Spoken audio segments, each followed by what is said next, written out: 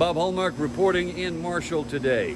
Let's talk about one of the professions that is probably one of the most needed and most respected professions in any city, municipality, or county: firefighters. Their business is to save property and to save lives. But in recent years, we've seen fewer and fewer people getting into the firefighter profession. And that's caused a problem for not only major departments, but for volunteer departments as well. Now, those volunteer departments are seeing lots and lots of retirees coming into their ranks. What we're not seeing is a lot of young people coming in, and that's what brings me to Marshall today. Now, the city of Marshall and the fire chief have made a decision to actually temporarily shut down one of their stations and consolidate. And we're joined now by Marshall Fire Chief Reggie Cooper. Chief, I guess when did you first get a concern that there might be some staffing problems? Well, some of the concerns have been coming for quite a while now. A lot of people, like you say, have mentioned, during COVID 2021, but the declination has kind of started gradually going down, but it's just gotten worse and worse over time. Okay. And therein lies the problem where you had to make a decision. You said, now it was Fire Station 4, I guess, that you have to have a minimal amount of people that staff that. What did you see at that point? So the staffing, of course, has gone down for us overall. However, the biggest issue that we're running across is being able to staff paramedics. And so we have saw a reduction in interested people coming to the fire service. True enough, that's been seen here, locally, regionally, nationally, police, fire. However, to get a firefighter made takes about 12 weeks through an academy. But to get a paramedic made from scratch takes about a year. And that's a profession we're talking about is crucial to the fire department. Absolutely. Right? Because obviously most of your calls are not going to be fire calls, they're going to be emergency calls. Absolutely. Right? A lot of things have flipped from the time that I started working here. Back in the day, it was one of those situations where, hey, what does it take to be a firefighter? Hey, go find you a good academy. You've made yourself marketable. Now it's go find you a good EMS school, go get your paramedicine, and you're going to make yourself marketable, because that's what the trend is. That is what is needed in our profession right now. Right.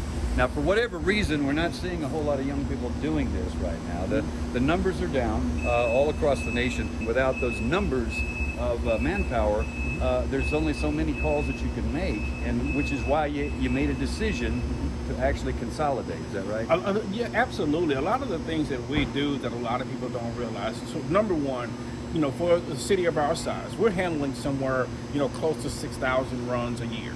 Okay, so what we do of a city with 23,000 people population, we take care of the city as far as EMS and fire. But we also take care of Harrison County as well. The majority, the line-size share of Harrison County, with 6 ESDs that we actually service as well. And it's a lot of the little things that people don't see that we do. You may not see it, but we locally take care of the football games, ETBU's football games, some of the rodeos that come to town. There's just so many things that we've tried to bring to this community that right now is just too tough to do. And so yes, that decision to close that station was a very tough decision, and it didn't come very lightly at all. But it was just a decision that had to be made. Again, like you say, temporarily. And obviously this is to consolidate manpower and equipment so that you can provide adequate service to all of the people in Marshall. You serve about 23,000 people in this area, right?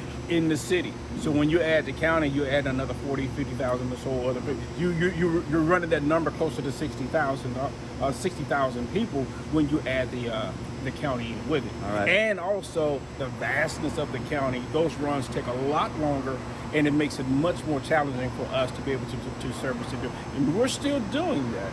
And the consolidation is not going to take away from our citizens here in Marshall. These guys are working very, very hard.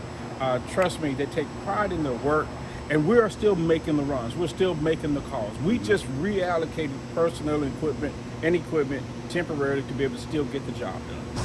Right. Obviously, the answer to our manpower and staffing problem right now is we need more young people to get involved in this. This is a profession that, and there's not too many of them that can say this, a profession that makes a difference. a profession that not only saves property but saves lives. And I'm guessing that you would make the call to young people to say, hey, if you want to do something substantial with your life, be a firefighter EMS. Absolutely. This is one profession that, of course, you cannot take lightly. You're absolutely correct. You can go from doing absolutely nothing at 0 miles per hour to 100 miles per hour with someone's life in your hands. And so it is very, very serious profession, very serious job.